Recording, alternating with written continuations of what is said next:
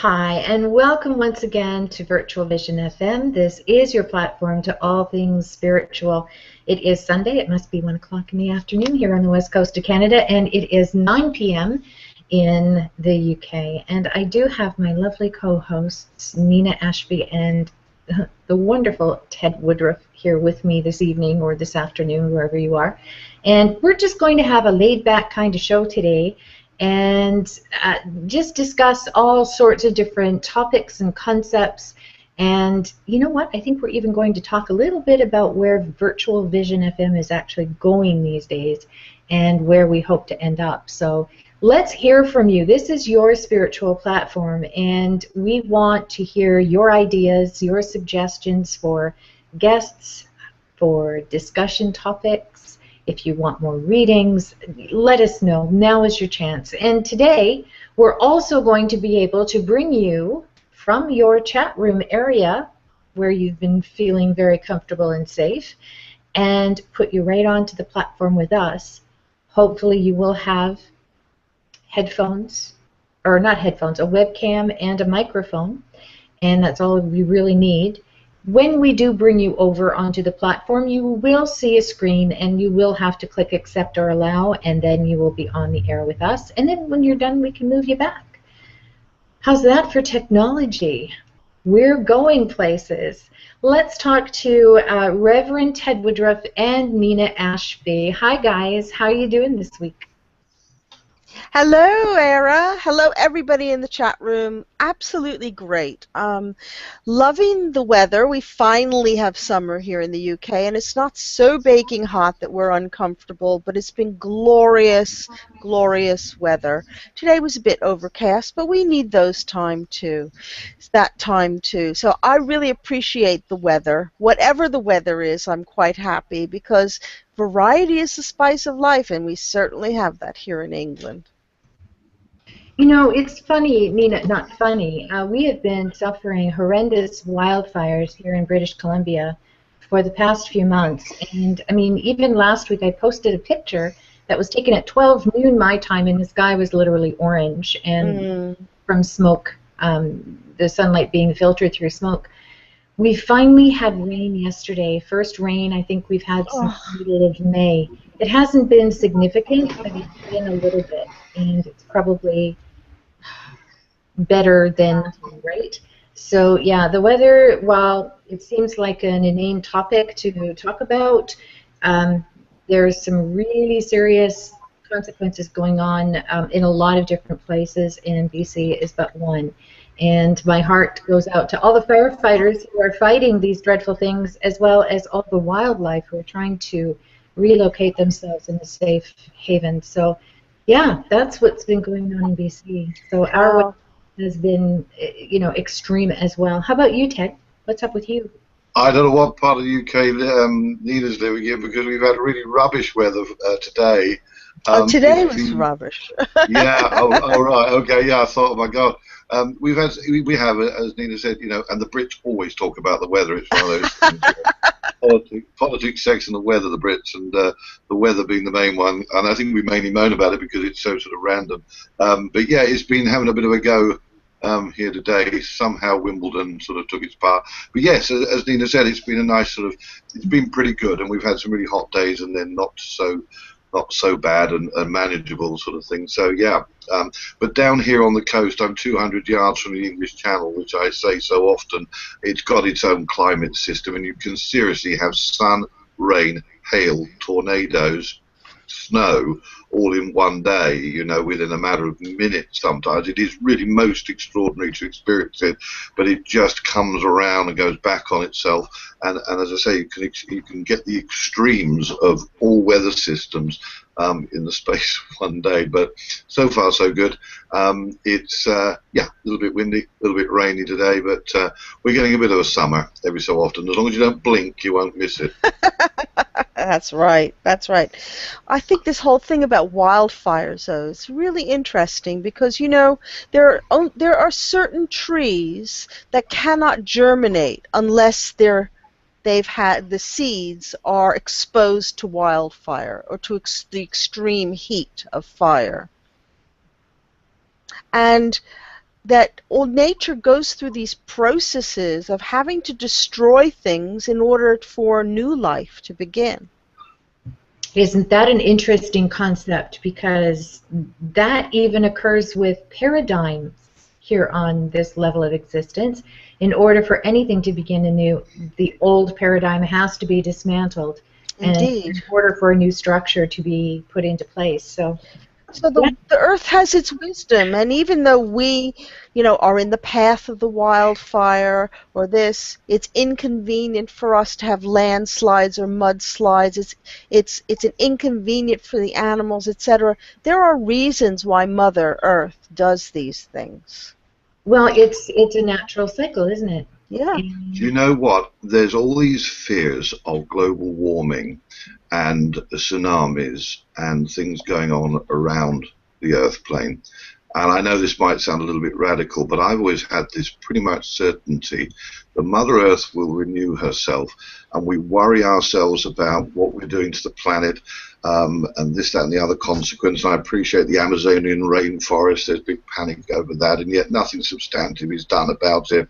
We have nuclear power stations that every so often fail, or there's some big disaster. We're getting extremes of weather all over the Earth plane. And we put up defenses for, against rain and whatever. I think it's the Chinese that are doing extraordinary dam situations out on the Mekong River. And there's all this sort of messing with nature and whatever.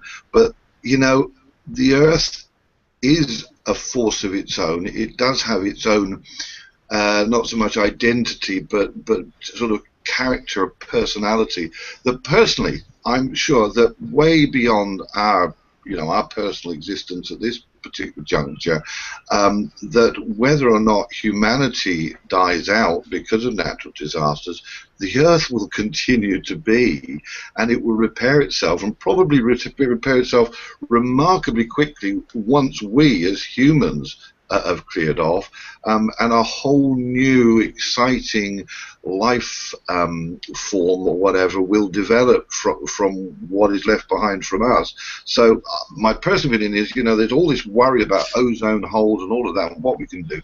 We're just titivating with it, and we're never going to cure it because we're too greedy to affect it over a long term. So it'll be what it will be, and in a few hundred years or millennia's time we'll be gone, and the ants will probably take over. There will be forms of life, or the crocodiles, alligators, sharks, dolphins, or whatever in the oceans, and probably be a better place for all concerned without us around.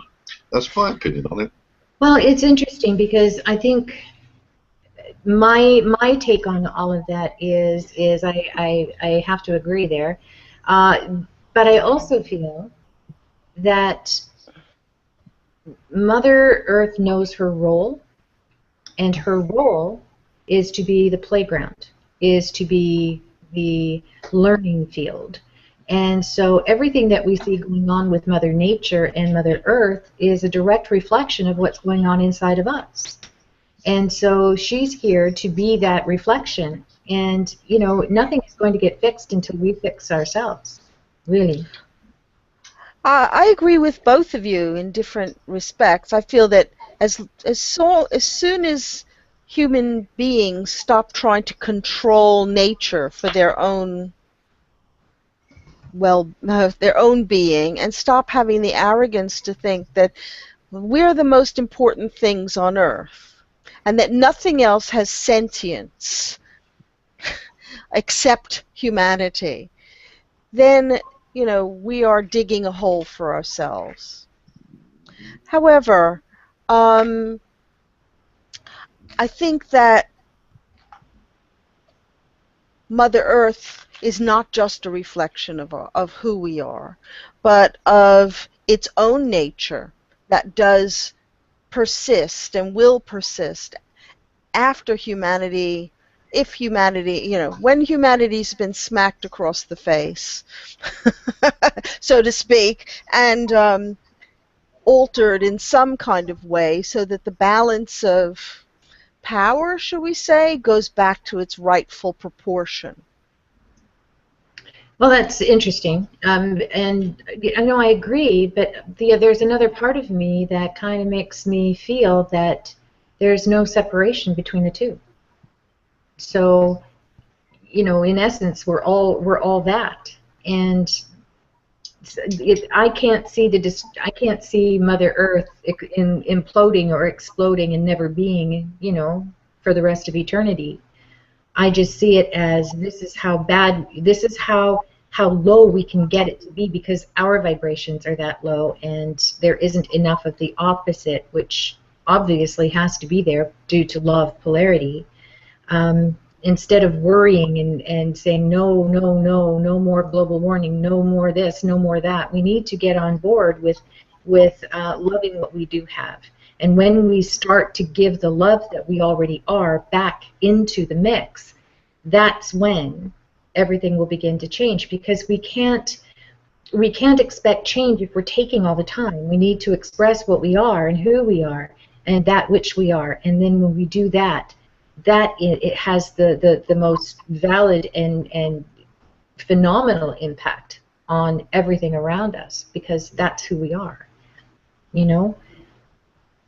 That's just my take on it. It's interesting. Colin sort of said just a little bit earlier that humans are not causing global warming. I was going to ask him to expand on that, and he said something there. The Earth provides an environment for life to exist in whatever form, and we're doing ourselves no good at all, but exterminating other life forms for monetary gain and ignorance, which is pretty much sort of what we were saying there. Sandra's contributing, saying humans should stop ruining nature and coveting in concrete, and I couldn't agree more there. Keep the comments coming, folks, in the chat room. That's great, and good evening to John David Parker. I just wanted to roll back just a few moments to what Era was saying about the paradigm shift and the out with the old and in with the new aspect that sort of happened, and how very true that resonated particularly with me. And I know I'm doing a slight subject shift here, but it's very interesting. Whilst I don't want to go continually on every show about my mother's passing, because people may be getting a bit with that and whatever, but most people know that my mother passed in December last year, and I've taken it in a particularly personal way, that there's no sadness there but a gladness for her, notwithstanding I miss her and I would that she was still here, but it was that particular aspect that Era was just saying about out with the old and in with the new in one sense, and I'm now getting big energy umpses, thank you, is that I experienced a most intriguing sort of series of experiences when she passed, and then very wise comments made by people thereafter, which confirmed in a sense what I kind of thought I knew, but you don't know you know it at the time. Now, I'll make a bit more sense in a moment, in the sense that my mother had been suffering from a cancer. I don't like to say the word normally, a colonic cancer, and myself and everyone around me had been working hard with her consent to improve her condition and hopefully to turn the corner and beat the damn thing. In the event, we thought there was a gentle improvement over the months, but subsequently, all of a sudden, in the space of something like 4 days, she felt that it had her, and she couldn't get out of bed, and she passed very beautifully and amazingly, I might add. But it got me to thinking that from that improvement that seemed to be happening over months and months, it wasn't a sort of high, low, it was a steady one. All of a sudden, the decision was made somewhere to take the journey. And someone very close to me, Glynis, and I'll say her name, Glynis Ford, she'll have no problem with that, pointed out that a lot of the elders were being taken at about that time. Glynis's father hadn't been long past. There were others, Nick, who's not with us tonight, and he won't mind my saying his father passed. And no doubt many people had parents who left the earth plane and got their wings, which I think is a beautiful expression of getting wings when you pass. But as far as I'm concerned with my mother, that transition that she made, at the time she made it, was made as much by the above as by her in conjunction with the above. Most definitely, because there was that sudden decision, okay, everything appears to be in place down here. I'm happy with, for example, how Edward is, happy about where my sister Julie was, and Claire, my niece, was. And she'd had the year she wanted. She'd said she wanted to enjoy the garden, have a whole lot of people around the house and whatever, and to enjoy the last few months. And we were all hoping that she would enjoy many more months, many more years. But that decision was made, and so it was the passing, in my case, of the elder to what I believe is a heavenly realm for a reason. And what has then happened is this bittersweet aspect for me, where, of course, I'd rather have my mother still here. However, what is happening here at Turns in the Namaste group would not have been happening to the same extent as it is now. And 6-7 months on, there are extraordinary things going on. Obviously, I've had to put them sort of into action, but they've happened very, very quickly, very, very swiftly. And we have any number of workshops and courses and events and healing exchanges and all of that that have been my vision for years, which couldn't have happened when my mother was still here to the same extent. So there is that bittersweet aspect. I will always consider it that, but she clearly made the decision in conjunction with her creator, or whatever you believe in, is on that other side, which the veil is very slim and thin, I'm glad to report. And of course, one of the most crucial things for me, and I don't usually talk about myself too much, I find that ego thing gets into my head. Am I being ego by talking about me, simply because I don't do it that often? But the fact that she works through me now that is a glorious, glorious thing. So there is an element of sadness. Of course there's an element of sadness. I can say I'm not sad and I'm glad, but of course there's a sadness when somebody goes. But when you know that they're still there, and they are absolutely channeling through you with the healing energy quicker than, I may say, with all due respect to the archangels, quicker than them, and you have other people saying, it's her, not just me in my head. I mean, I could be a nutcase for all I know.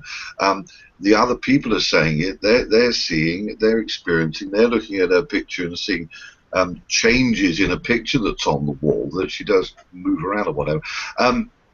So yes, the aspect that Eric was saying about the paradigm shift of the old out and the new beginnings and whatever, that's a constant for everybody, from your hair growing, going a different color, to growing a beard, it's the old and the new, and refresh, and you shave it and back it comes. Absolutely every aspect of life, there is an element of death and dying and then renewal, and it's the same for departure of loved ones, it's the same for Mother Earth, it's the same for losing, changing jobs, changing cars, changing relationships, growth from childhood through to youth and to maturity.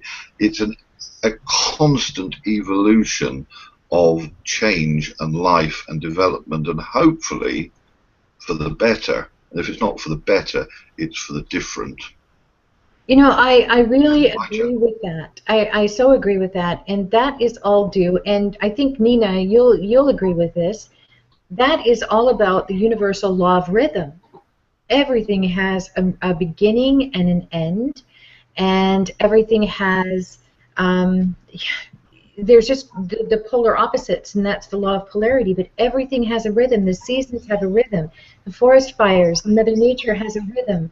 Everything is that. And when it comes to evolution, the natural evolution of things, I think we really have to pay attention how that affects everybody on a personal, individual level. And Nina, I'd like to hear from you as to how your work has evolved from where it used to be to what it is now. I mean, there is a natural evolution to that as well. We can't just stay the same, and that's why I'm not one to really dabble in labels. I don't like labels because they kind of like pin you into something that diminishes you. So let's hear from you. How has your work evolved from where it began to where it is now? The simple explanation is in a spiral. Oh, that's cool. Because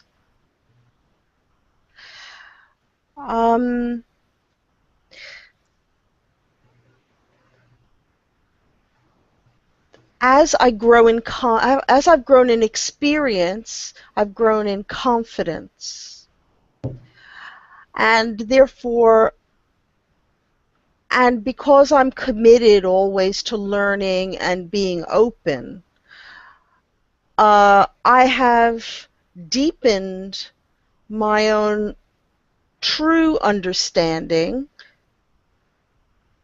which if I use the word understanding, it's not just a mental concept. It's a standing and gathering, standing under, standing underneath and looking up through the multitude of layers, the veils of existence, from the physical plane, getting a true understanding of the etheric plane, that electromagnetic field, through healing and how it operates through the world and through individuals' worlds as well as my world, and then up into the astral plane where emotions and thought forms exist and how they operate. And that's a natural world for me because I was born with the gift of seeing auras. And then a much deeper understanding of the mental plane and the principles of the mental plane and creation, and a revisiting of my early experiences with past over souls, angelic beings, spiritual guides, my ability to move with consciousness in the higher realms and bring it through to the earth plane with greater clarity, not only in terms of my ability to speak to people, but also my own expansion of my consciousness so that I am conscious when I do it rather than disconnected and unconscious. Even though sometimes it's like I move over and allow some being to speak through me, I'm still there. I'm still present. I don't allow myself to drift off someplace and not have Nina there anymore. So I've learned to, I guess, navigate these different fields with greater understanding and greater consciousness. And it's always very humbling, and it's always a great privilege to do that. I also have the understanding now that I don't have to call myself a healer or a clairvoyant or a medium or any of those things. Labels again, right? Right. Yeah, exactly. I just need to be. And if I can be my best Nina and shine from my connection, then I'm always doing the work. It's not just when I sit down with a client in front of me who wants that wisdom. It's about shining out. And I think that's, when I am seamlessly doing the work, that's been my biggest achievement. And after many, many decades of having had more compartmentalized aspects or identification with different aspects of the work. And my pathway has been varied to bring me to where I am now and to bring that understanding to me. Well, I think the pathway is vital, and I think we really would be doing an injustice if we didn't kind of explore that concept just a little bit. But there's one thing that you said there that really caught my ear, because the Council of 12 is always telling me there's absolutely nothing that you have to do. That's right. There is everything that you have to be. That's right. And if you just be, then all things unfold effortlessly. But it's when the humanness starts to become involved that we have to force the direction of the river in order to go where we think we should. When in essence, you don't even have to do that. You just have to be that. You just have to be who you are and allow that divinity to be expressed at all times. I think that's just perfection. Perfection. I agree. And the other thing, though, that I think is that sometimes we need to have the labels to help other people understand what seems so natural to us and what wasn't so natural to us at one point in time. And sometimes we need, in order to communicate concepts, or we have to have the clairvoyant label or healer label, because it's convenient, but to get stuck in that is not useful. Yeah, I totally agree. And I just have to think, like again, the label situation is something that I've never been comfortable with. I don't like calling myself a psychic medium. For one thing, that's redundant. If you're a medium, you're automatically psychic. Exactly. Not all psychics are mediums, but all mediums are psychic. But people don't get that, and it's almost like we have to speak in terms that are easily understood, but to me they're not quite valid. And so if I just allow myself, I don't know what the heck that was. That sounds like a dog. I'm so sorry. That was Mr. No, he was going, yeah, woof, woof. Yeah. But the whole thing is that if you label yourself in one little box and say, okay, Era, you're a psychic medium, and that's where forever you shall stay, then I am missing out opportunities for my own evolution, thinking that this is all I am. And really, if this is all you are, then you are not expressing who you came here to be. Because the whole reason for us being here is that natural soul evolution, and to expand into all that we could be and just don't realize at the time. So your work, my work, and I can only speak to my work, is evolving all the time. And what's interesting is that, yes, I'm psychic, and yes, I'm a medium, and I've been this way all my life. I've always seen spirit, talked to spirit, tried to convince my mother it was okay. She was like, no, it's not, right? So I've always had that aspect. But as the years went by, that was just what people are mesmerized by. What the work transmuted into was the empowerment issue, where my mandate on a soul level is to empower people to become who they came here to be. And that can, there's tools that are available, the universal laws, create, and consciously, deliberately and consciously effect change just by how you feel and what you are thinking. There's so many different things. Then came the channeling, although I have to tell you the channeling has always been there too, now that I sort of like connect the dots backwards. And yet when I do events and I bring through the most magnificent, powerful energy, the Council of 12, who are so ready and willing to speak, all I get is, well, where's my great Aunt Martha who died 20 years ago? And I'm like, okay, we can go there. Like people aren't ready to make the shift into, well, no, it's not that they don't want to make the shift. They don't want what they perceive as to be what's important to them make a shift into a different area. They want me to stay forever as that person where they can go and talk to great Aunt Martha. If I try and deviate from that, they're not really accepting of it. But that is the natural evolution of all of us, especially if we're being of service. That service has to evolve as well. Don't you think? Yes, but what we have to understand also is that people evolve and grow at different rates.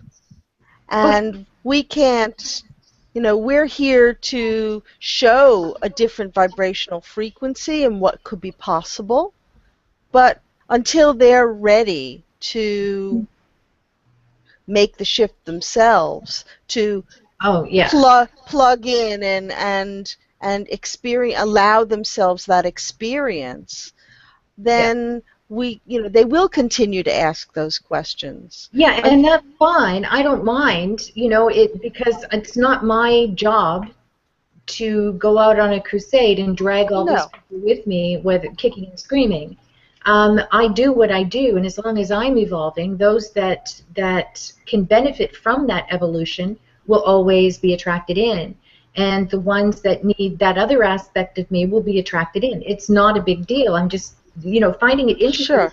Labels that people kind of put on you are the label that they want or the label that they need, and not necessarily the label that I am destined to wear this lifetime. Does that make sense? Sure. Absolutely. Can I just say something about this? It's interesting you say about labels and whatever.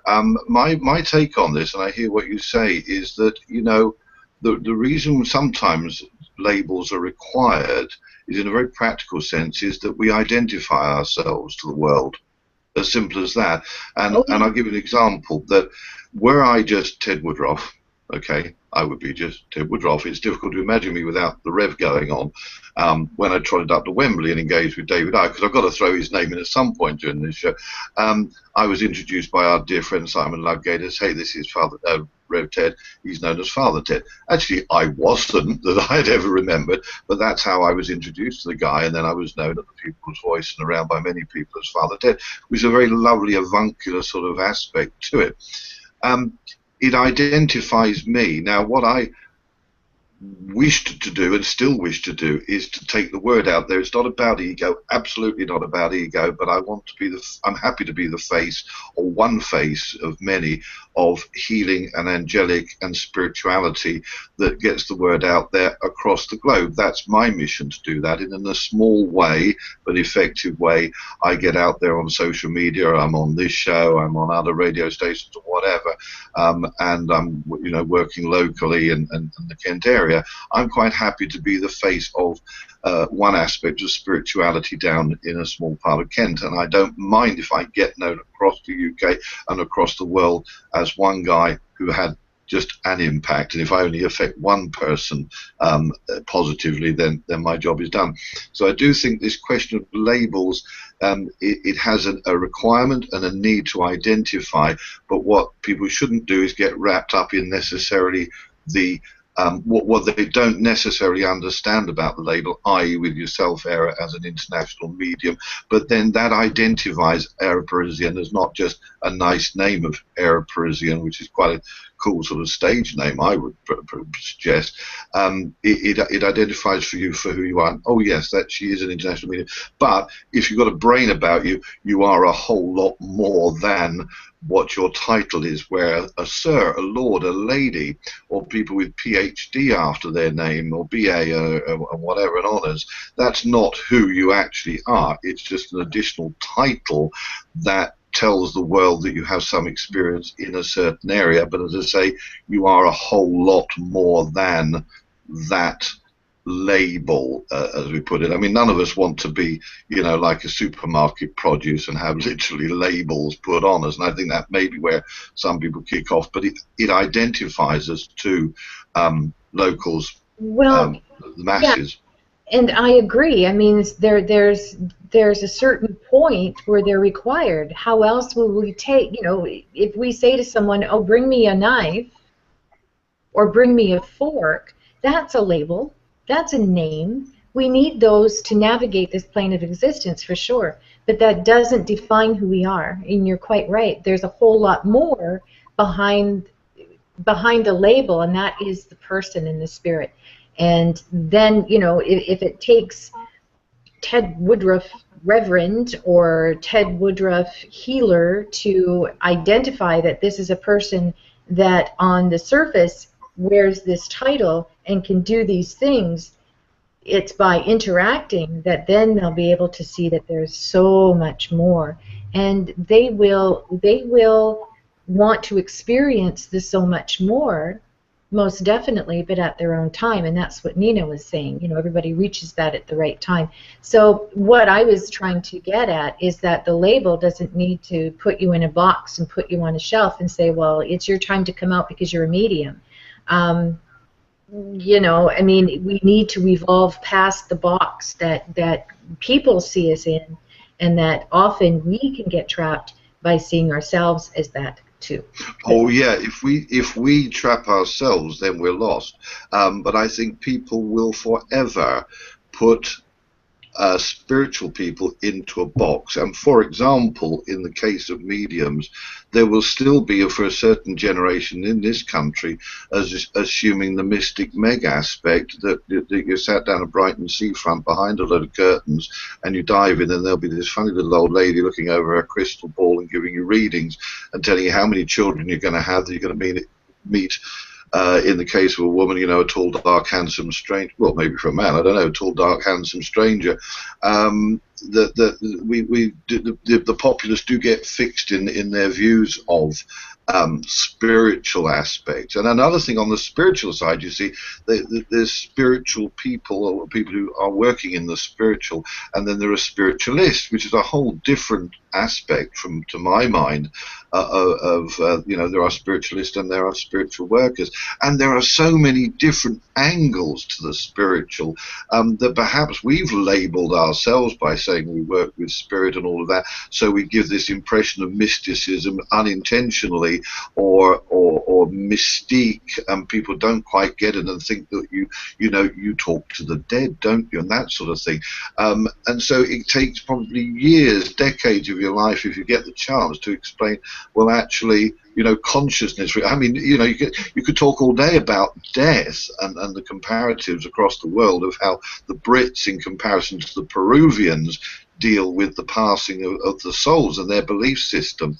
That it's just there's a lot of ignorance out there, and there's also a lot of knowledge out there, but there are a lot of people who are very fixed in their day-to-day, what they're doing, and so they will just say, oh, a mystic, not of interest to me, because I've got my head down, I'm working, I've got the family, I've got the children, I have other more important things to be thinking about. So we get labelled, and we may never break that label with some people, because we're but that's not what we're here weirdos. For. Yeah, no, that's not actually what we're here for, no. But we're also not here to necessarily go out and convince the ones who don't want to be convinced, who aren't interested. There's no point in trying to do that. You're banging your head against a brick wall. You need to be addressing the people who, in my case as a healer, people who are in distress and pain and discomfort or whatever. In the case of you ladies, with your readings and the comfort you bring through that, and you said to me, I've said in the past, I'm not a medium. You go, oh, but Ted, but you are. I could equally say to you ladies, you're healers. And you may say, no, we're not. Actually, you are healers in your own right, because of the comfort you bring, the confirmation of the continuation of consciousness and existence.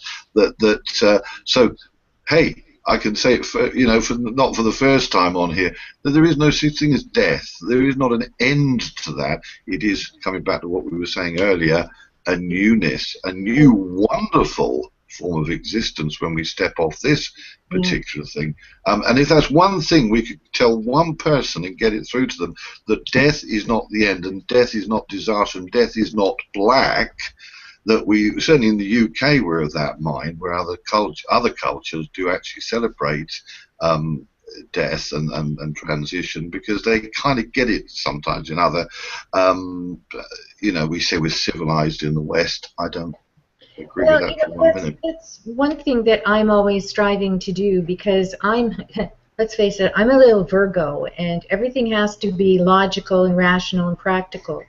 And what never has flown in my belief structure is the airy-fairy business, like making it more dramatic and theatrical. I can't abide by that. Who we are is basic. It's just basic. It's a natural birthright. It's who we are. And so, the other part of my mandate is, and I do this with every client I sit with, I swear, is not only to empower individuals to be exactly who they came here to be, but I also have a mandate to demystify the mystical. There's absolutely nothing mystical about what we do. It's who we are. And the more people begin to understand the nature of themselves and the power and the nature of the energy, wow, what a different world we live in. What do you think, Nina? I agree. I mean, I get a lot of people coming to see me, particularly when I work in my role I work in a big department store in London called Selfridges, and twice a week as part of what I do. And a lot of them come and they say, well, I've always been interested in this, or I've always had these feelings, but I'm a bit scared about it. And I said, you know, and I've always thought I wanted to learn something, but I'm scared of it. I said, well, in this case, you know, knowledge and education will help you understand what it is, so you don't have to be scared of it, because there are explanations behind these phenomena. Even though you can't, you may not be able to see it, you have an experience, and that experience is real and replicable. Yes. And therefore, it is real. Just because you can't see something doesn't mean it's not real. And so this is about expanding your view of what reality does encompass. And the other thing I wanted to add as well is that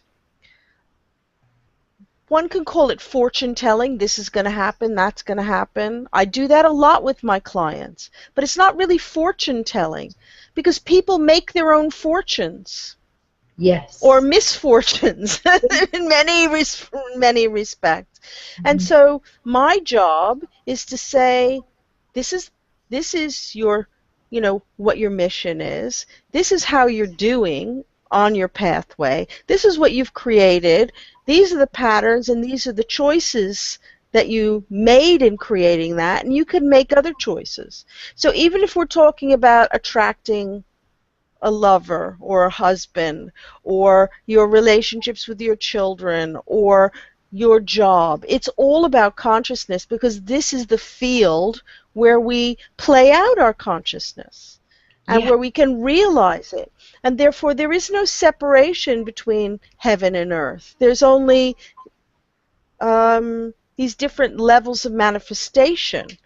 So it gets a little bit confusing, and it sounds all mystical, and it sounds all, but we can demystify it by the language that we use. Exactly. And the transmission of information that we give. Yeah. Now I see that Dan in the chat room here, he's made a wonderful comment. He says, thankfully, we are all divine beings in the flesh. Some of us have not realized our divinity and act as such, etc. And that's so true, and that's the nature of the evolution of the path, is that we are here we come here having forgotten to remember who we are. And so the whole pathway to me is that remembrance and that respect and the unconditional love of self in order for that remembering to come back. And, you know, I just had this conversation with someone on Facebook not too long ago, and it was about the nature of unconditional love. And the Council of 12 was very, very stern with me. They don't get stern often, but they were really wanting to emphasize what was going on here. And that is, we all profess to be loving unconditionally, but as soon as we throw a judgment in there, that goes out the window. We're no longer loving unconditionally. And so everybody is out here seeking love. They just need to be validated. They need to feel special. They need to feel the warm and fuzzies. They need to be loved, and they will seek it out under some of the most awkward circumstances in order to get that instant gratification. But really, unconditional love is who we are. We came here to express it, not to find it. We're already it. Yeah. And so, again, the Council is showing that we have everything backwards, right? Instead of, you know, coming onto this plane of existence and chasing after something elusive, we're here to stop and take a deep breath and remember that's who we already are. Now we need to be expressing it. And when you do that, everything shifts and changes, and you start attracting that which matches in immediately. So, you know, I think that's a lot of people don't understand that, and so they're in pain. And what do you do when you're in pain? You lash out against others, and so that they feel your pain or feel their own pain, you know, in alignment with what you're feeling. We're not losing our divinity. Right. Sandra's made a really good point. You become who you are when you are not confined by others, as in childhood, or others' perceptions of how you should be. Well, so there's a socialization process where everything, because we live in this dualistic world, we're seeing things as through a glass darkly. You know, we get this reflective quality, and unfortunately, glass darkly is about where it is because we have been programmed, socially programmed, to deny our divinity, to go to disconnection rather than a state of connection. Mhm. And yet we all know what love is because we have we have glimpses of it through periods of our life, but it's very hard to sustain. Well, it is because of the nature of where we're trying to express it. But, you know, Yes. again, I don't want people to think, well, we're only human, that's all we can expect, when we're more than human. And that's what we came here to remember, that we can rise above the humanness and experience the true divinity and power of who we actually are. And yet we're too quick to say, well, that's just the way life is, or that's just the way people are, and oh well, what can you do? When really it isn't about anybody else. It's about what you're expressing. And so, I agree. you I know, agree. we're not victims of the conditioning even. We all have been conditioned into some sort of domesticity for sure, but we're not victims of our past. The past does not define who we are. The past has a full potential to enhance who we are. But if we're a full victim to the conditioning and we don't rise above the humanness, then we're going to be paralyzed on that part of the path. And then we become spectators in life. We don't really participate in living life to the fullest. That's a great point. Mm. The past and the future, I'm always reminding people, the past and the future don't exist. Yeah. The past, yes, you have a past, but what you choose to remember about your past is what's significant. What you choose to hold on to about your past is what exists now. And what you choose to fantasize about your future is only exists now. The past and the future take care of themselves. It's only now that matters. And in the now, it is Yeah. essential to reach for that connection. It's You true. always have the choice to reach for that connection. If you're grieving something in your past, you're doing it now. Yeah, And if you're dreaming about something in the future, you're doing it now. That's the only time that matters, is right this moment and what you're doing with your power, which is nothing more than your focus, right? right, So, exactly. you are in control of your path. Absolutely. Now, I just want to remind viewers here that are live in the chat room that you can come onto the platform and make your statement, Yeah. ask your questions, change the topic if you like. You can just do anything you want. What I suggest you do is, in the chat room you have a feature that allows you to broadcast a question. And so if you find that little feature, type your question, use it, and when we see that hand go up on our end, we can then bring you into the chat room. Just remember that when you come on, you will be asked to either accept or allow on one screen, and once you do that, you will come on effortlessly. You do have to have a working webcam and a working mic. So let's get somebody on the air with us. This is the fun part. This is technology at its best, hopefully, as I cross everything I own. Come on to the show. We want to hear what you have to say. Yeah, I mean, it is your platform, and this kind of technology allows it to become more your platform, so use it, for sure. Ted?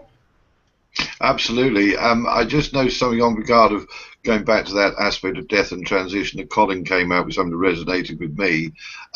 He says that what we term as death, our force, or if you like, spirit, moves to another dimension.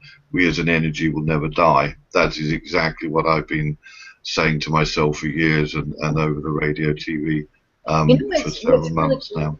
I so agree with that. We don't die. We are here. I mean, we are here to get this. This is big, and I don't care if you believe it or not. I mean, that doesn't even matter to me.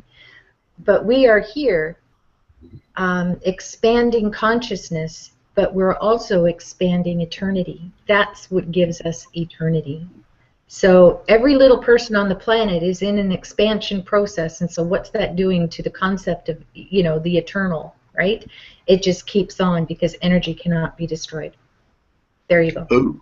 Oh, that was big, actually. Yeah, it I mean, was. I'm not daft, but that's actually thrown my head round in a circle because my concept of, yeah, okay, it's like the universe that is infinite. That Well, it can actually is. get the head spinning because you try to define infinity and then you ask yourself what's beyond that infinity.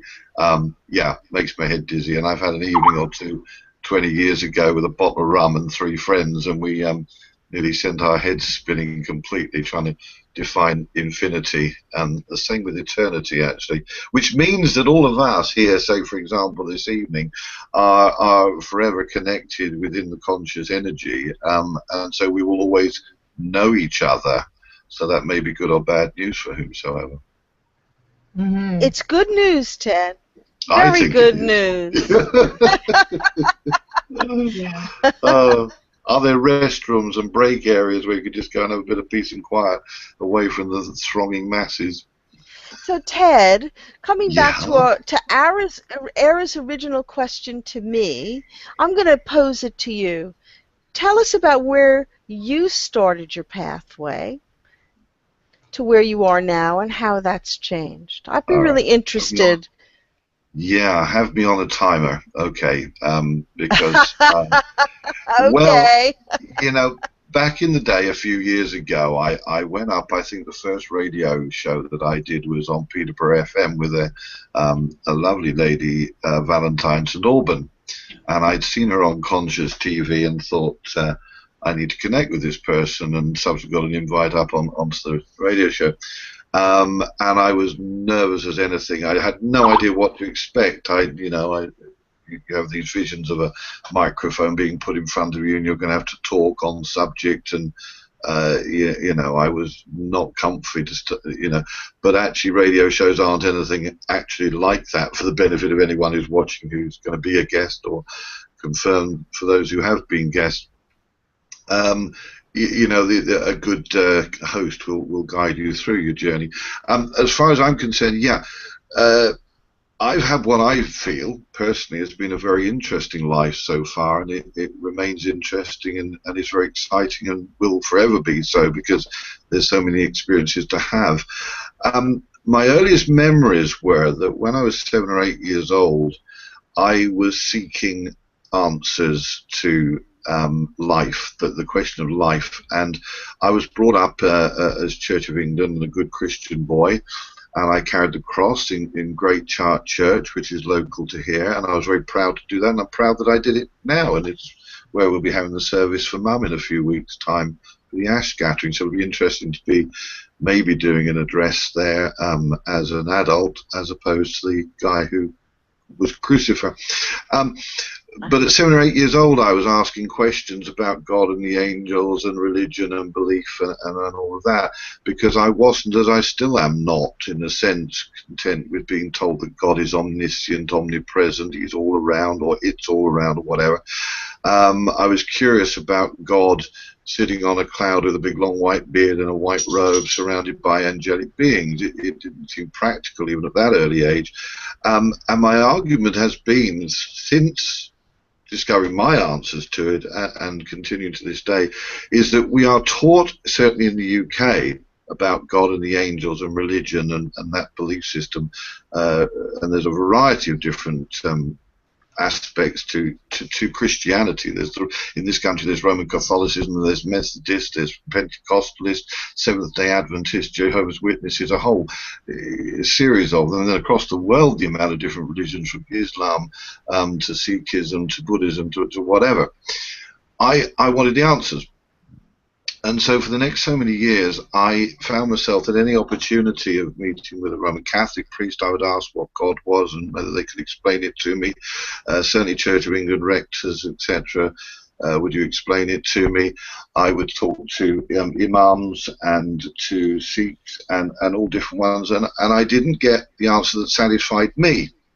Until one day in 1994, and I remember it very clearly, I strolled into Bromley to a psychic fair. I just was on the verge of leaving the job I was in the prison service, and I'd had a particularly sort of unpleasant experience, and post-traumatic stress had been diagnosed. And I walked in rather a haze into a psychic fair, and I engaged with a guy called Ian Hinton, who's now a life coach up in Norfolk. And he was the first guy who explained spiritual matters to me in a way that I got. And I'll never forget Ian, because if he happens to be listening or subsequently listens, he reminded me of an armed robber, bless you, Ian. He had a long sort of face. I mean, I shouldn't label armed robbers, but he just looked like one. He was smoking Rothmans, and he had a Porsche 911 sitting outside, which greatly appealed to me, both the cigarettes and the Porsche, which I was and am still a fan. But for 2 hours we talked at no cost to me, and he was such a down-to-earth, normal guy. And I sat down in front of him, and he said, "You're sitting on the wrong side of the table." So I went to move chairs. He said, no, you should be sitting on this side. Now, this was 21 years ago, so, I never thought I would be in a position where early days. But he explained the silver cord that comes from the heavenly realm down to the earth plane and back the other way, how people are born down here, and there's sadness in the heavens, and there's great rejoicing down here. And then when somebody passes away, there's great mourning down on the earth plane and great rejoicing in the heavens. Now, in 2 hours, there was a lot more than that sort of said, but he was the one that resonated with me, and I got it. I got then and there, for me, the concept of life, death, and kind of what the meaning of life was for the first time. And I would have been 32, 34, something like that. He was also the guy who I sat in front of, and I'd heard about auras, but I didn't really know about what they were. And at one point he looked at me and he said, "Are you okay?" And I said, "Well, no, in the sense that your head's just lit up around you." I said, "It's like and it was like a golden light appeared around his head, and I was looking for a light source and whatever." And he looked at me very straight and said very averagely, "Oh, that's my aura." Very matter-of-factly, "That's my aura." He said, "If you look for it, you won't see it. If you don't look for it, you will." And it gradually sort of disappeared. Well, that was 20-odd years ago, without giving my age away. And so the job, the prison service ended, came out of the job into auctioneering and an art dealing, whatever period of life. And then in 2003, had the heart attack, and that was the real kickstart for me, in the sense, and I've always believed I had that as a sort of like, stop you dead in what you're doing, almost dead, and now is the spiritual work starts. And I'll keep this relatively brief, because I did warn you that I've had what I think is an interesting life, and there are many facets to it. But 2003 was a heart attack, was sorted out with a stent, whatever. But in the bed next to me, there happened to be a Reiki master lady who had an enormous influence on my life from then onwards. And at the time, they had more laughter and love and enjoyment in the cardiac unit than they'd ever experienced. And it basically developed exponentially from there. So it's been particularly for the last 12 years that I've been working within the direct hands-on healing aspect. And it was a journey that started when I was conscious of from the age of about 7 or 8, but all the experiences I've had, the tough environment of 2 high security jails, I look back sometimes and think I wouldn't be the man I am now if I hadn't done that. And I survived it, and I did a good job as far as I could tell, and made a lot of good friends, and met, I had a few of the edges rubbed off this grammar school boy. I was battered a few times physically and emotionally. To where I'm at now, jump forward to where I am now, which is facilitating a lot of new people coming on the block, people with amazing talents, skills, gifts, blessings, call it what you will, where I'm in that position at a relatively young age of 52 to be able to facilitate people who are coming through, whether they be mediums, hands-on healers, angelically connected, or whatever. So yeah, a full life. I could go more. I'm conscious that we're just past 10, and I don't know where that hour's gone. So, thanks for the question, Nina. I hope that gave you a flavour of what my life's been like. It's so interesting to hear about people's pathways, and I think that I said that my life was a spiral, because you start with a series of questions and perceptions, and then you grow, and you always come back to the center, but at another level of understanding, and that's very much what you've expressed too. This kind of spiral journey, Yeah, revisiting what you already know, but then being able to perceive it in another way. And exactly. that's kind of what our auras are like, and that's what the universe is like. It's not time and space, or it's very hard to get your head around it. It is that infinite, because we live in a finite world, so to describe infinity is too mind-boggling. But the more I work at the higher levels in the Akashic record, for example, I know that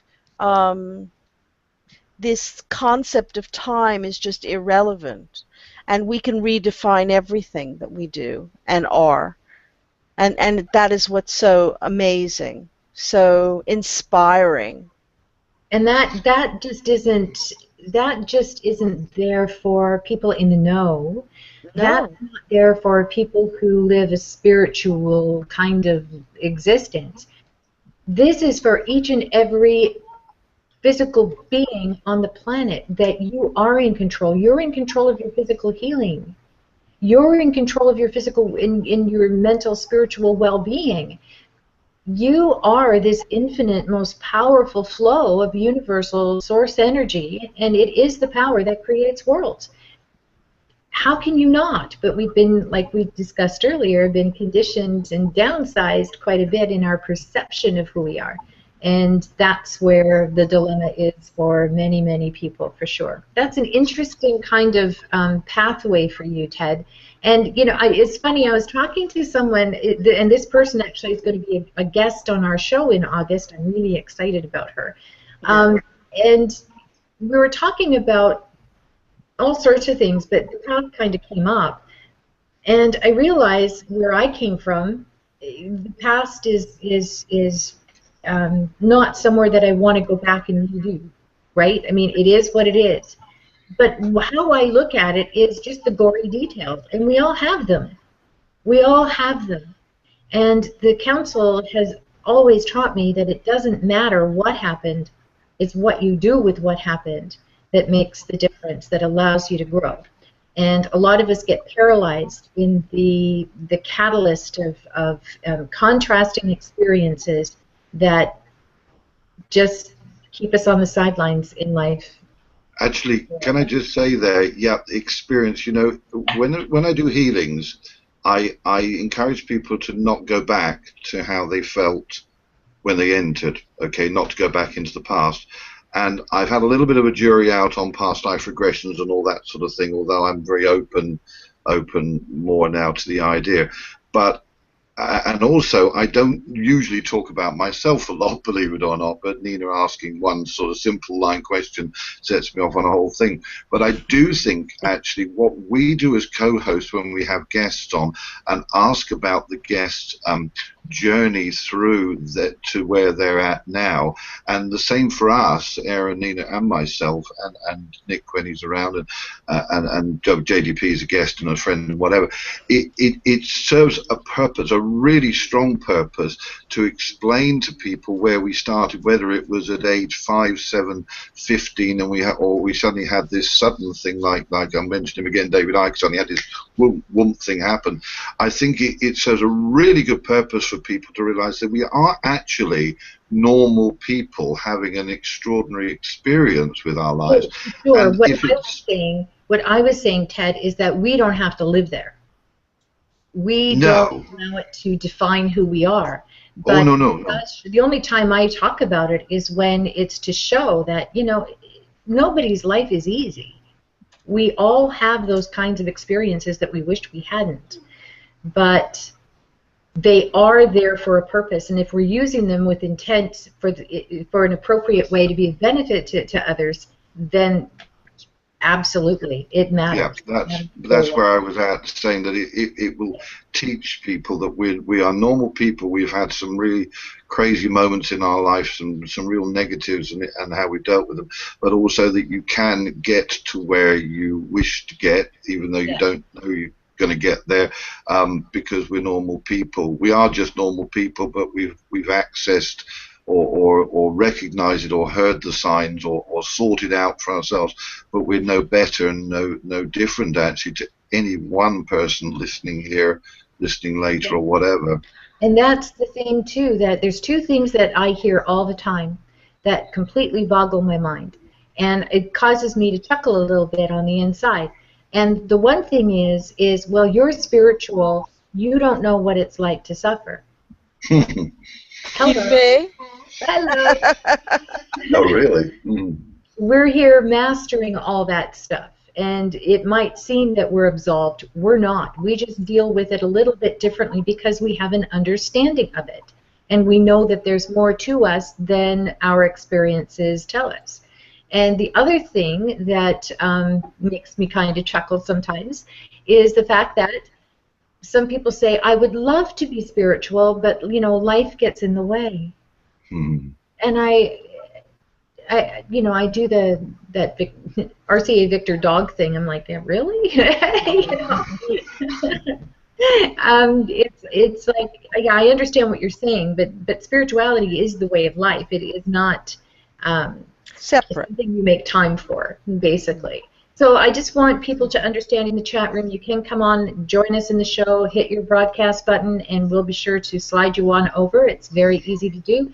And hey, we've got, well, Ted's a reader. He has cards. He can pick up on stuff. Nina's a reader. I'm a reader. Who knows? There might be a reading involved. Hello. Right. Yeah. Be right back for my cars. Yeah. I'll be back.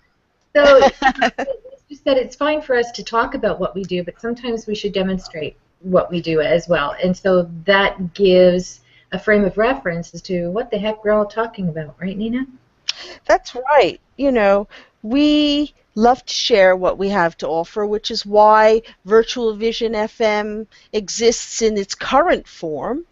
And was an idea born of Ara's mind and has been growing and evolving since. And we would like to have you evolve with us and join us in this new aspect of our platform so you can join into the discussion and we can see your face and you can ask your questions and have your reaction to what we can visibly see your reaction to when we give a reading or when we offer some kind of truth or energy in your direction, how you receive it, and other people can see that as well. So now that you brought that up, I think we should talk a little bit about where Virtual Vision FM is going. And yes, we're going to have every show where you can join in and become part of the platform and heard. This is your platform, and I can't stress enough that this is the way to go. Now, we had put out a couple of calls, several times for virtual visionary MP3s. Now, unfortunately, with this platform, we are unable to play them and do them justice the way they deserve. So what we're planning on doing, if you don't mind, is now in today's new technology, we have the capacity now to create little videos of ourselves. So why not send us a video of yourself stating your name, and if you feel comfortable with first name only, that's great. First name, your location, and that you're a virtual visionary, and send us that YouTube video, and it should be YouTube. We will put it on our website and we'll put it on our Facebook page, and you will be amazed at how many people all over the world can connect with each other. And it would be interesting to see how far-reaching the energy of Virtual Vision FM truly is. We're going to have some guests as well, and what we're going to start doing, right, Nina, is to do hopefully weekly or bi-weekly promo videos to let you know what's coming up so that you can mark your calendars appropriately. So there we go. And we have some amazing guests coming up. I mean, really amazing guests. I mean, we always have pretty great guests, but you're just gonna love it. And I think that we're having some remarkable readers coming on, and we would love to have you have a reading and be visible while you're having a reading. So, yeah, join us because being on the being in the chat room is great, but also being able to see you is great too. Exactly, and I can tell you, Nina was helping me out with a test run for a future guest, and to make sure that she could access the platform okay, and she could.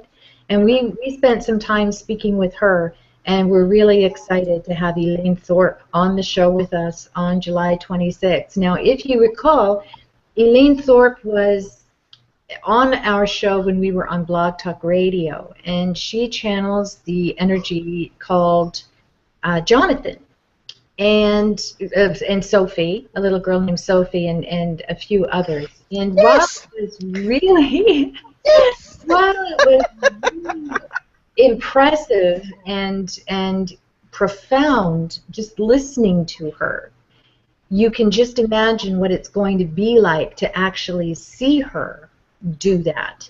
And that's what this platform is going to be able to do. And we'll be able to bring you onto the platform with us so that you can ask Jonathan or whoever she's channeling at the time a question. So there's just so many new things happening. We really want you to be an active participant in all of it. So please, if you have a show idea, if you have a guest idea, if you have a topic for discussion that you would like us all to have at here on today's show, hit your broadcast button. We're more than eager to speak with you and hear what you have to say.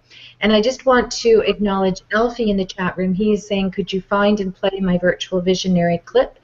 We were quite fortunate to receive an MP3 from you, Alfie, and unfortunately we cannot play the clips on the MP3s on this platform. That's why we're now asking for proper videos of people declaring themselves as spiritual visionary, specifically so that we can post them on the website and on the Facebook page. So if you'd like to do that, that would be great. And don't worry about your voice. Nobody likes their own voice. And no, exactly. Ted? Oh, I love the sound of my own voice. I'm so sorry. I was just going to encourage Alfie actually to come on if he can do. He says he's not high enough and whatever. Bless your heart. Behave. If you wish to, that'd be great to hear from you with a view to future guesting. And the same with Sandra and John David. Awesome if you can. And come Colin. on. Colin has a lot to say. Absolutely, Love Colin. to hear you, Colin. Love to see you, Colin. Yeah, it'd be cool. Come on, Colin. You missed that. Oh, Alfie, come on the show. You'll be more than welcome. If you come out with anything outrageous, we'll disconnect you. But Colin and JDP and whatever, yeah, it'd be great to see you and talk to you. Certainly Colin, because I haven't seen him in many, many years, something like 20, 25 years from prison service days. So don't be shy. We'll be gentle, we'll be kind, we'll be nice. And it'd be awesome to see and talk and communicate directly with you. Yeah. So, one of the things that we've talked about is this evening is the path, and you know, all of our different pathways to coming to where we are today, and this platform is also about the path. It is about the path. It is. It's about taking your hand and walking with you on the path and encouraging you by sharing what we have and by having guests on who share what they have so you can be inspired. And I feel that what's really interesting is that the path comes to us in a way. Mm-hmm. I mean, I never started out trying to be a psychic. I mean, I am a psychic, and I always was psychic, and I always applied that because it's part of my being. But when I was growing up, I had to, decide to be something else because there wasn't a rubric. You couldn't become a psychic, a professional psychic. So all those things that I did, healing, psychology, art, esoteric studies, meditation, spirituality, different kinds of divinations, accumulation of knowledge, was driven by my desire and need to seek connection. Mm-hmm. And then it comes upon you. When you realize, oh, I'm always on the path. I'm always on the path. But the path is like, oh, I'm on the path. You have that aha moment of being there, and so this is very much a way of sharing with everybody that path. Right. And what's good about the path, what I've learned about it, is that we just didn't get dropped out of the sky and just land wherever we landed and expected to do these grand things.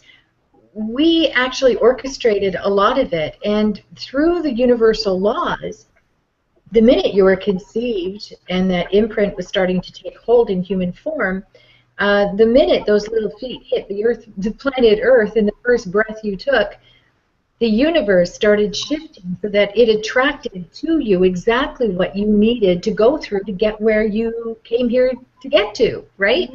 So, yeah, we are in control of that too, right? We can get distracted and all that kind of stuff. But really, the path is where we are. It has nothing to, well, it has everything to do with where we're going, but the path is actually anywhere that you are. And it's your conscious acceptance and understanding of that causes that epiphany to say, oh, here's the path, I'm on it. Whoa, right? But, you have to grow into that awareness as well. Now, we've got some things going on in the chat room I just want to address here. Okay, Dan, that's really good to know. I'm inclined to agree with you there, but that's not something I'll say on air. That's so funny. Read the next one. Colin. From Colin? Or from Dan? Yeah, Colin. If you want to avoid Dan, read the Colin one. I'm not avoiding Dan. I think Dan's comment is pretty funny. It's just that I really couldn't read it on the air. I'll read it if you want. What? Colin? No. I don't mind. Colin, no, Colin's saying about the monetary thing, the monetary reimbursement. He said before that I've never asked for monetary reimbursement. To touch upon. Go ahead, Ted. Oh, sorry. Yeah. I'm just what he's saying, that he's never asked for monetary reimbursement for sessions. I have this gift for free, so I share it with those who seem to need it. And actually, that leads me on from what both you ladies are saying about, recognizing who you are and the path that you're on. I'm very much aware that a lot of people have to make a living, as we all had to at some point. And I'm only at where I'm at now through a mixture of good fortune and the spiritual aspect of it. And sorry, I'm going slightly out of sequence here, but going back to what Nina asked me about my journey originally, that at age 7 or 8 was the first time I thought to myself how wonderful it would be to put your hands on someone and to heal. At that age, I remember clearly in the playground a moment at which I thought that and put my hand down in front of me and thought how wonderful that would be. Now, what happens, and incorporating what Era said at one point about that life gets in the way, that was said to me by a very wise man 20 or 30 years ago, the warning that relationships, money, politics, etc. can get in the way of it. Now, I've been doing what I'm doing for the last 10 or 15 years. Before that, I had to be making a living, bringing money in order to have a house and a car and food on the table and everything like that. I'm not sure that I could have, even if I had been on that direction in my life to go and to become sort of spiritual healer, not to mention that the reader aspect of it and card reading and sort of the mediumship aspect of it, I'm not sure that I would have been comfortable with that there would be sufficient income, if anything, from doing that. So I think very often it comes to perhaps middle age, maybe sooner, I don't know, and I'm just speaking for myself and those around me, that it's rare, I would say, that you start at a young age and go straight into becoming a professional psychic or medium. You have to, one, in a sense, have life experience, but also to have got yourself in a position where you can support yourself, and then you can go by that very ethos that Colin mentions about monetary reimbursement. I've always been very much not about the money. And I've had to be persuaded to receive or accept money as an energy exchange, as it was explained to me not that long ago, and that people pointed out that you've had to pay for your certificate, you had to pay for your insurance, you had to pay most recently to prepare this holistic center. But even then, I've done it out of legacies that I've received from my father's estate and my mother's estate now, and I would rather do. I'm giving because I wish to give. I don't have to do this. I could lock those 2 front gates at the front of the house, sit back, and live relatively comfortably without doing any of this. But it's been my vision, my calling, my desire, my wish, my oomph that allows me to do this. So yeah, for me personally, money isn't sometimes a necessary evil, or people feel that they need to reimburse you simply because they're humans and they've got to do it. Or sometimes they don't necessarily feel that they're getting value for money if you offer your services free of charge. People might, not that I've ever received this sort of money, but you imagine a healer who said, look, okay, 20 quid for half an hour. If I were a healer who said, actually it's £200 for half an hour, there would be people, I'm sure, that would pay that because they think, oh my God, he is going to be offering me something very special.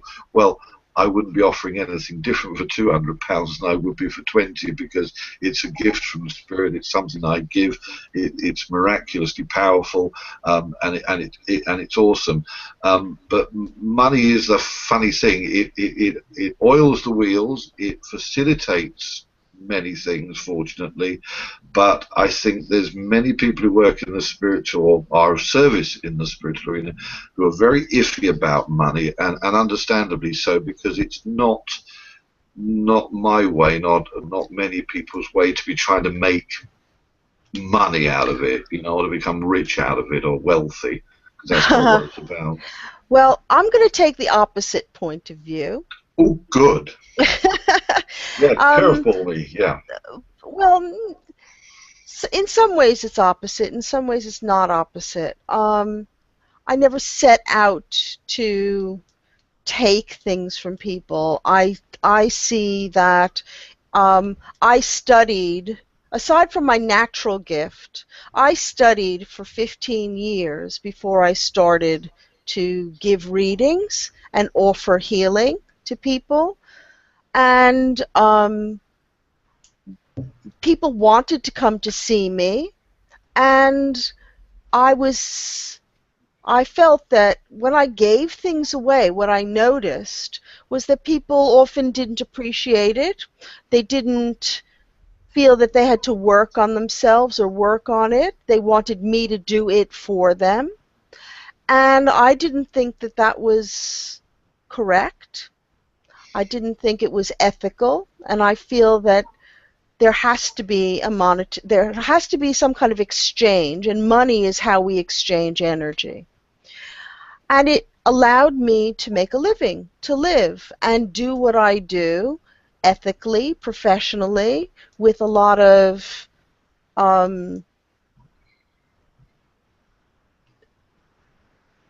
can I say? I respect what I'm doing, and I command respect for what I do. And money is just a part of that. And I'm able to support myself and my family. Well, that's the thing, Nina. If this is all I do, and if I was paid for what I was doing, I'd be homeless, and I would not be able to allow the message to get out as far and wide, right? So, it isn't that you're charging $3,000 a session. You are being taken care of by Spirit. That's it, right? That's right. I'm not getting rich from doing this, I'm telling you. But I'm able to support myself. The thing is that people come to see us because they perceive that we can do something that they cannot do for themselves. That's the whole crux of the exchange. They see us being of service in a way that they cannot be of service to themselves. So they come and learn how to do it, or they come and they seek solace, or they come and get relief. Now, I look at my lawyer and I go to my lawyer because I perceive my lawyer can do something that I cannot do for myself. I do not have the wisdom, I do not have the knowledge, I do not have the wherewithal to do what my lawyer can do. Therefore, I pay my lawyer to do it. The same with a mechanic, right? You know, everybody wants to go off on the high road saying, well, it's God's gift. You can't charge if it's God's gift.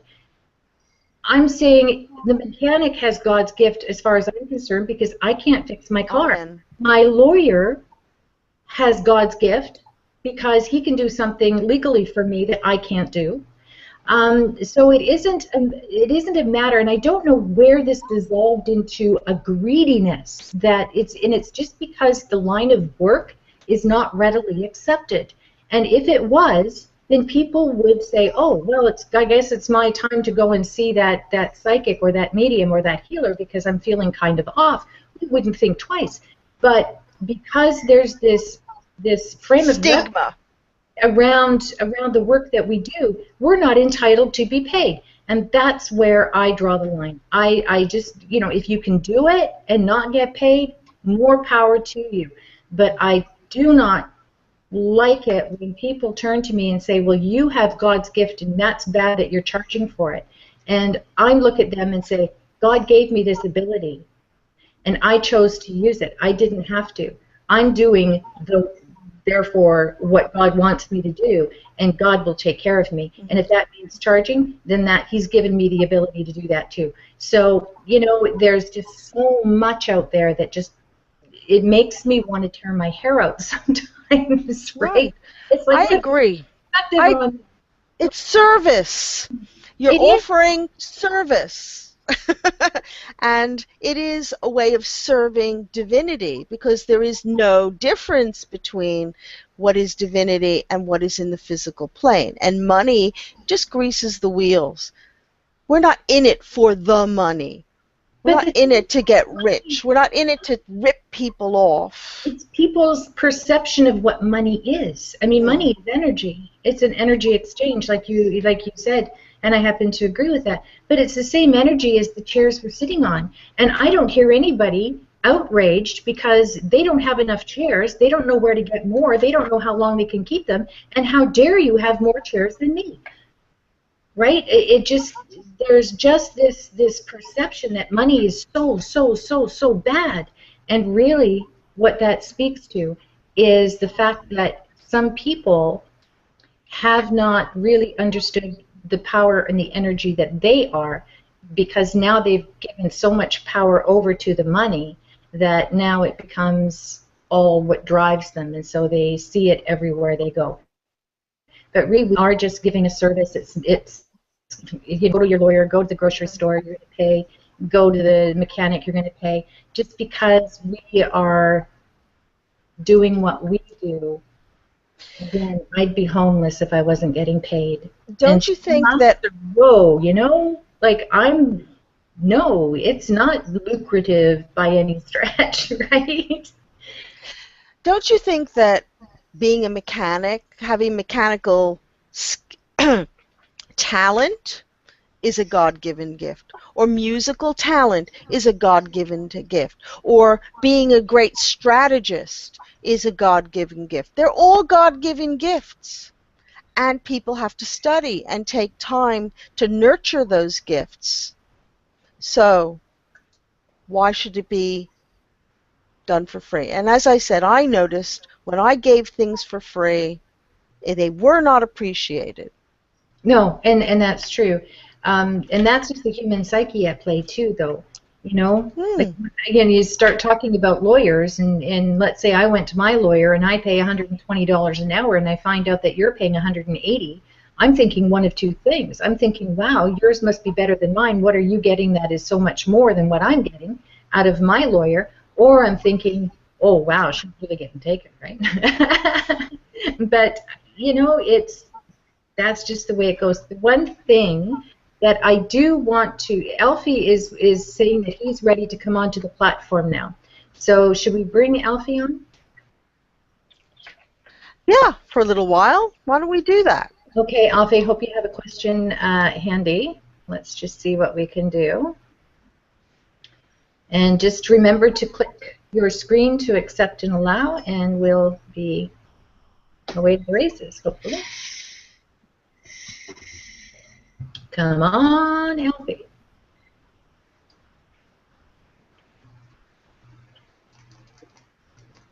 Okay, we'll just keep talking. He should be here any moment now.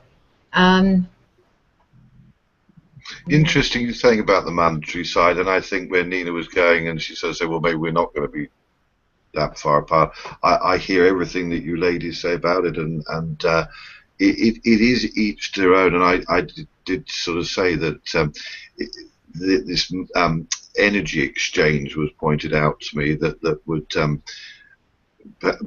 would clarify it for me, because I was always uncomfortable, as I say, just me personally, with charging for something that I felt was a gift from God. But then I am in a position where I have alternative income, and so I'm very fortuitous in one sense, but I've worked for it in the other.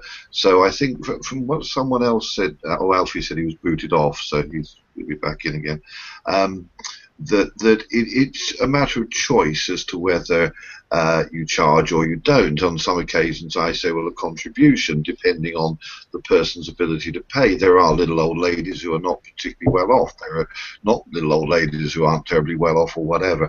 So if I'm in a position to say, look, you know, there doesn't have to be a charge if you're down on your luck or whatever, equally, my jury's out on this, as I say, because when it's a monetary exchange and people want value for money or expect value for money,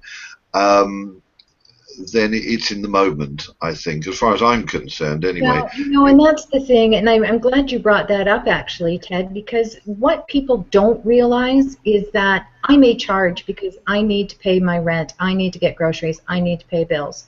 End of story. Yeah. But what people don't know is that I get emails all the time from people who have questions, who just need a little tiny bit of my time, which turns out to be an hour and a half, right?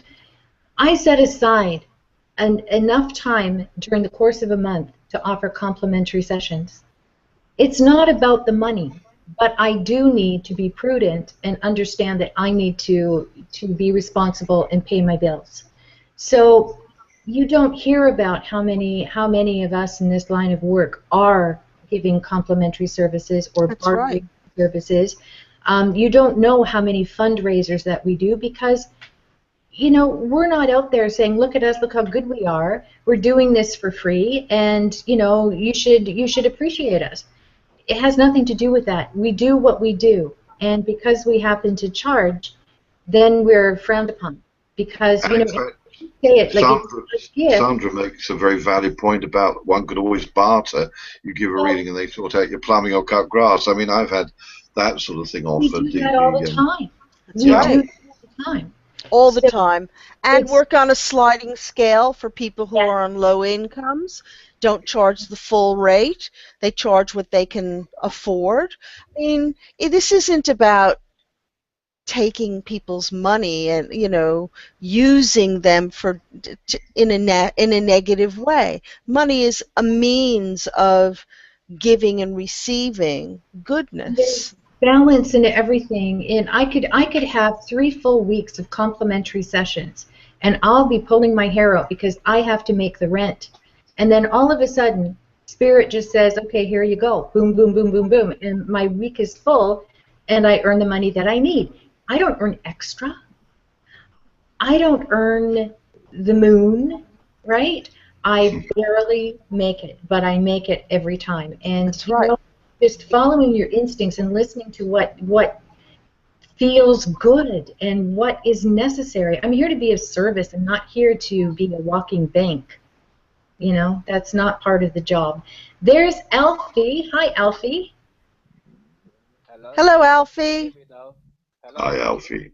We can hardly hear you, Alfie, so if you'd like to turn up your sound a little bit. Can you hear me now? Yes, that's good. Welcome. Wicked. Hello, guys. Hiya. So, I don't know what to say. Did you have a comment or a suggestion for a discussion, or? Not really. I just thought I'd try out the. I just took Ted's advice and got on the on the mic. How That's you been? cool. I like the I, transformation that you're doing for the show. It's Thank good you very vibe. much. Thank you, Alfie. It's good to have you participate in the show. I will, as long as I've got the memory and I can make the time. That's And I'm great. usually free, but yeah. Alfie, What? while you're here, I just think it'd be wonderful that you've made it one to get here, and you've been a great supporter of the show and of David Icke and John David Parker, and you've been here and visited at turns and whatever. Perhaps say hi to everybody who's sort of in the chat room, and tell us a little bit about what you do and a little bit about your spiritual journey in the last year or two, because it's been quite interesting and phenomenal for you. Yeah. I've been waiting for a long time for this, because there's so much going on now as time goes on. But basically, as you know, but other people don't know, Dan, Lynn, I can see, Nina, Ara, and some other people. Basically, it was 2012 when I took my blood test, because my older brother thought I was a bit different from all the other, my other brothers. So basically, I took my blood test from eBay, and my blood group came up completely different to my brother's and my mum's. And then from there, I I googled the blood type, and I looked into theories and just information on the Rh negative bloodline and what it was exactly. And then when I came into the royal conspiracies, I came into other conspiracy theorists, David Icke and people like that. And first time I ever watched him on camera on YouTube, I was drawn to him. Like I felt like I was him, being a young version. And like I knew he was in his 50s, and I knew I was in my early 20s. So I am 26, and I didn't come from a background from him. I come from Folkestone in Kent. I've not had the best of life, but I've not had the worst. So I'm not educated like him. You know, he's been places, got places, but me saying that, I'm going places now. Like, I'm not going places physically, but mentally I am, and I'm talking to people, sharing my knowledge, and where all the dots are connecting up, basically. Like, I resonate to David Icke so much, and I cannot wait till I meet him. I'll be so happy. And basically, yeah, Ted, as Ted knows, I've really got a good healing gift, and many people would know about the grey aliens. Well, there's a lot of conspiracies out there about the grey aliens as well. And I had only a reading about a week ago from a reader called Sue Watchford. And she's saying that my guides are revealing themselves to me now, because it's for my time to like know who they are, sort of thing, and where am I going. Because I knew I was a healer. I knew I could, you know, obviously from healing you can step up to be a psychic medium, blah blah blah, and you can choose your own path from there. But I knew there was a bigger, higher thing I had to go and do. But at the same time, I'm thinking, I'm him, I'm me, this is David Icke, this is what's going on in the world. I think I'm a bit whoopie-loo. And then all of a sudden I'll get this message at the time about me meeting someone beginning with T. And then a year and a half after, this is like back about a year ago now, this is when I come across Ted from Facebook. And as he said in a show a few weeks back, a little while ago, if it wasn't Facebook and the internet, that wouldn't get my name out, and I wouldn't receive little hints, little tips, little hints. Like everything on the internet, half of it is an illusion to mess up your head, like the TV, but then there's always truth in it. And I've got this ability to separate the truth from the lies, basically. And I just got so much to say, but I'm nerves going everywhere. Like, you must all No, understand, you're doing great. because you're psychics and you're medium, so you know you've got harder jobs than me. But You're like, doing great, back to Alfie. the What reading I had I 2 weeks ago. Yeah, Ted. mm-hmm. 2 weeks ago, I had this reading with Sue, and she was telling me that I've got a grey alien. So I started researching about the greys, and I know a lot of people are saying they're here for a good reason as well as a bad reason. Now, I've looked into it, and there's tens of thousands of different species of alien races, whatever races, species up there. Same as down on planet Earth, we've got different blood groups, got different DNA, different characteristics, traits, etc. So anyway, all I know is every day I'm helping someone, and every day I know I'll feel good when I get up in the morning, or I don't feel cursed in life. So whether that someone might want to perceive that grey alien to be a part of the anarchy or the reptilian squad that's going around, the lizards and that, but that's up to them to think that. I don't think that. And I also know, and I telepathically get these things in my idea, and I know straight away that David Icke is guided by these ultimate grey aliens and not the bad ones. And we don't get out there, which I want to start getting out there, because it's bugged me all my life to think, why am I different? Why am I different? Yeah, I was diagnosed Asperger's syndrome, so I was different there. But I was digging deep into my illness, and that's a load of labels, again, like you were saying earlier. It's funny that I said that, but I was labelled Asperger's syndrome, so I had to look into that. And just everything connected up to the Indigo Children, what the Indigo Children are about, and roughly when did they come from, the 1984s, where I come 1988.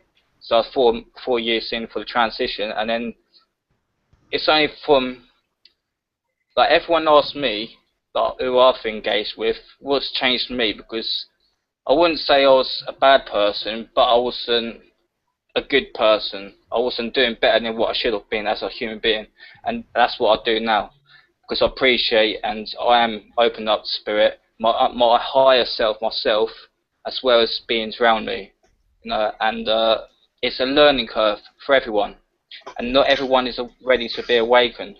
Unless I'm wrong or someone wants to say something, like, you're more than welcome to give me your opinion, but Yeah, that's how I see it. Alfie, can I just break in there for a moment? What you covered actually in a very short space of time reminds me of what David Icke used to be back in the day, because there's so many various sort of subject areas. What I'll say to the listeners and viewers is that I met this guy a couple of years ago. Watch him on Facebook, watch him develop over the next few years, because he is without a doubt a phenomenon in his own right, and there he is actually on video now. Keep an eye on what he's saying. Some of it's rather random, some of it's quite extreme. Sometimes people might think, a little bit crazy, and Alfie accepts that I have these views. We're great friends, but watch this guy, because he's going to go places. He's already doing amazing things. He's got medicine man healing abilities. I'm getting huge chills that I'm talking about him now. And we are going to be having him on the show, because at some time in the relatively near future, because as you can tell, there's a lot of information he wants to impart to everybody, a lot of it. And we'll do it in a sequence on a future show, Alfie, so you get a true platform to explain your thinkings, of which there are many, and focused in and individually dealt with. I know, and I believe Aaron and Nina know, that you've got a lot to share with us all out there, and to us individually as the co-host here. I'll hand over to Aaron or Nina if you'd like to ask Alfie a question or thank him for contributing. Well, I'd like to say something, Alfie. I think that you bring up a very good point with respect to indigo children, the evolution of souls. We've been talking about pathways, and we've been talking about evolution in this program.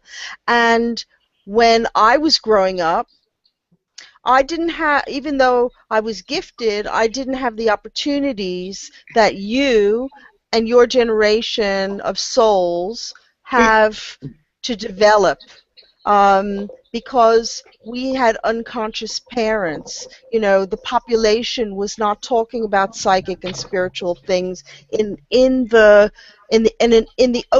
more open way that it is now, and there has been an evolution of social consciousness with respect to these matters, and we've had influxes of indigo children, crystal children, and very old souls. You can see these children when they're born. They come in, looking old, and looking at you with a great deal of focus in a way that babies, when I remember seeing them, never had in quite that same way. And their ability to do things and their ability to know things is being nurtured now because of all the work that spiritual adventurers have been carrying out. So you're really fortunate because you come into a time when people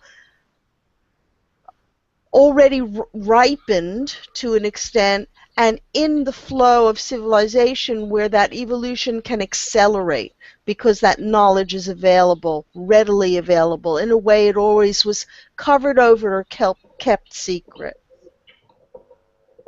Yep, very spot on. I understand that.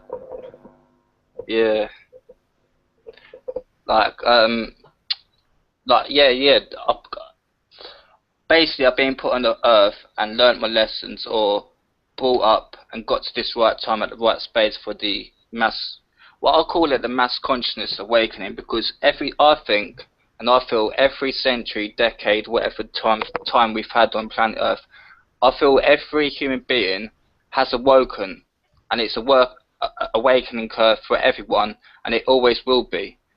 People say to me, like, one day we'll, become harmony and all this, like, and don't get me wrong, I'm not negative, but I don't feel like it will be the way people want it to be, because at the same time we're awakening and we're helping others out, we have not got enough people and enough ability and enough programming or whatever, because we don't want to program people. We want to give opinions, views, and then let them have their say, and we don't control what's going on TV. This is why I'm glad we've got this thing going on. It's something to look forward to Sunday and not watching the TV, because if I ain't got nothing to do on the internet, or I just want to take my mind off the spiritual side of me, I'll go and watch TV, because that's the material, the subliminal, the illusion of life, and the not going nowhere in life like I used to. And yeah, I'd do a bit of smoke and that, and yeah, I'd stay in, but I'd rather be doing that than going out, getting drunk, and toxicating my bloody pineal gland up. Like, what's going on? I'll give these people a headache round my town. Like, because all my friends, they drink alcohol, and I don't. I'm not just a smoker. And because when I smoke weed and that, it helps me to think a lot.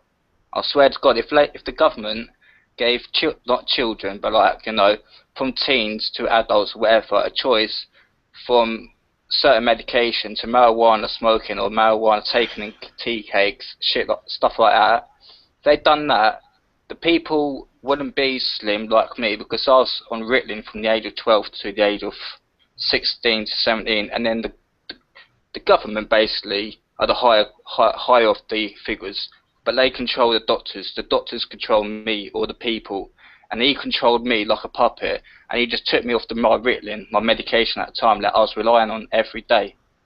It's, if you're a smoker and you don't go without a cigarette on that day, or drink, or whatever you do, yeah, you're going to be craving for that. So where I don't do Ritalin now, like since that age, but that's been years ago now, so I don't crave for anything speedy, rush or anything. I'm more of a mellow guy, and it helps my spiritual stuff. But that stuff, that Ritalin, does damage our health, and it makes people slim. And like, if they prescribe the marijuana, whatever way they want to do it, it will help people think wiser, more out of the box, But I understand also why they do what they do, but they don't go the real right way around it. The government, I mean, like, yeah. I don't know if anyone's aware of Snoop Dogg. This is a little example. Snoop Dogg is one, he comes from a background of East Coast gangster land and all that, and he smokes marijuana, yeah, and all that. now they've legalised it over a certain place in America. The Illuminati are using him as a puppet to promote marijuana now over in America. Now, in the last few years, we've been arrested, searched, everything, busted house, gone to jail, whatever, over a bit of marijuana. They should be doing that for guns and what's hurting people on the streets, and not selling the drugs to the gangs in the beginning. You know, the world's messed up, and I'm lucky I come from this background, but I was lucky I didn't get involved in too much. So bang, spot on what Nina was saying, that I've just got here in the right time. Well, you know, and it is a learning curve for everyone. It just that there's some that are coming through with being more aware. And it's interesting that when you say this isn't a message of doom and gloom, nor should it have to be, because the universe, there's a duality to everything. And so in as much as we can focus on what's going wrong and what isn't good and you know, what needs to be changed, we can also look at what's really good, because just as much as we see the bad stuff that's going on, there's also good that's going on. It has to be in balance. That our perception is that that's typically what there's more of, when there isn't. When it comes to the alien factor, I absolutely love the fact that you bring this up, because aren't we all aliens in nature? And we really are. And you know, there might be 10,000 species out there, and there's good and bad. There has to be, because it has to be in balance, and it's your vibration that will attract in whichever ones that are going to work with you, right? So, you know, we have more power and control than what we understand, and it's really wonderful to be able to get that kind of perspective happening for a lot of people who are dealing with a lot of fear in a lot of these particular areas. I am just so happy that you came on and let us see you and let us speak with you. You have a lot to say, that's evident. And we're just going to move you back now into the chat room, Alfie. We're going to be closing up shop here very, very shortly. So thank you once again for helping us out today. We really appreciate you. Thank God you bless, for Alfie. helping. Thank you. Thanks for stepping up. Nina, I've lost the ability to move back, so if you could do that for me. I'll move him back. Yeah, thank you. Oh, no, he's back. He's out. No, he went. He went. Yeah, so this has been extraordinary today. We've been all over the place, haven't we? We've been evolving. We have. This conversation has evolved and sort of morphed into all sorts of different things, and it's really been interesting. And the archived viewers that are going to be watching this after the fact, they have not been privy to the excellent, excellent conversation that has been going on in the chat room. Yes. And, you know, so we encourage those archived viewers, if you possibly can, if it's within your time frame to do so, please join us live, because we care about what you think, and we care about what you have to say, and we care about what you want to see more of, okay? So the other thing I'd like to remind our archive viewers is that on our Facebook page is always posted, we have a time clock, a world time clock. So wherever you are in the world, whether it's 9 p.m. Greenwich Mean Time or 5 p.m. Eastern Standard Time or 1 p.m. in Pacific Time,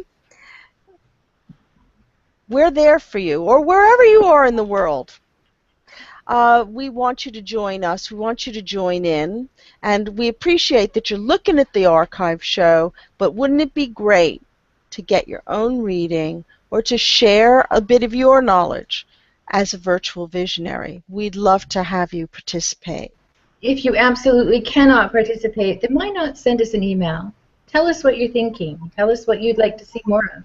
And stay tuned, everybody, because we are going to come out with some new things, and we want to keep you in the loop, the Virtual Vision FM loop, and we've just found that there are certain ways that we can do that that are fun. So, yeah, and don't forget, we would love to get your video, your YouTube video, of you declaring yourself to be the Virtual Visionary. Ted? Yeah, what a great show. And those 2 hours have absolutely flown by, and we could have carried on talking for another 2 hours, I'm sure.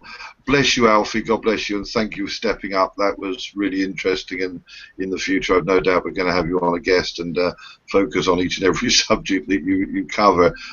You're a great guy. You're a phenomenon in your own right, and as I say, thank you so much for stepping up, and everyone could actually see and hear you for a few minutes. Ladies, it's been fascinating. I've learned a lot actually tonight, various things that you ladies come up with, and I go, oh, actually that really resonates. So I'm always learning. I'm always getting new ideas about all sorts of things in life, and I think that's important, to be open to possibilities and you know, and not be just sort of set where you're at, and that's where this show does that. To everyone in the chat, from John David Parker to Sandra, who is my virtual bodyguard, bless her heart, and I love her to bits. Never met her as yet, but it may burst the bubble as and when I do meet her, so we may stay forever like this. And to everyone else, from Dan and Colin, my friend, yeah, ladies, thank you to the chat room. I look forward to next week when, you know, I have quiet days on a Sunday sometimes, and I'm a little bit weary just before 9 o'clock, and then I get re-energized for these 2 hours, guest or otherwise. So, yeah, great show. I love it. Even though I'm a co-host, I can say that. Thank you. See you all next week. God bless. All right, and next week, I will not be here on the show next week. Nina and Ted will be driving the bus on this one, and our guest next week is Peter Langhorn. He's a voice vibrationist, is he not, Nina? Yes, he is. He's a medium, and he works with his guides. He has 2 principal guides, and he does healing. So if any of you feel that you would like to get some healing, then you too can come on our webinar guest platform, just as Alfie did today, and through your voice vibration, he will give you messages and some healing, and that could be a fantastic boon for you, and wonderful viewing, sharing with the rest of us. So please join us next week to see Peter Langhorn, medium. All right. Thanks again, everyone, for being here, and we look forward to seeing you again next week. See you. Bye. Bye. Bye.